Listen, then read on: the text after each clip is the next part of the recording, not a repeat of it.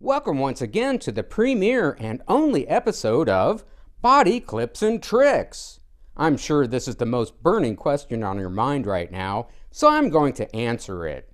I get asked all the time, who cut your hair like that?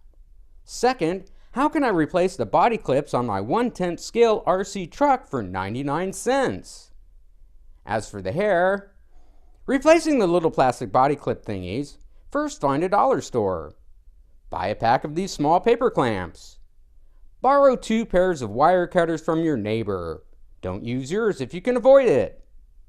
Remove the silvery bits from the clamps. Kinda tricky at first. Cut the ends that go into the clamps off with your neighbor's cutters. Best to do this into a trash can. Flying metal shards can disrupt your cat's sleep. If one goes flying, try walking around in socks for about 30 seconds. You will find it. Next, the hard part.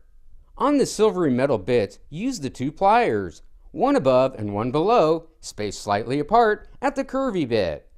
Carefully bend to resemble a skateboard kicktail, and voila! Instant body clip. This service is also provided free of charge with minimum purchase of $1,000. We hope that you have found this program informative, but not stimulating.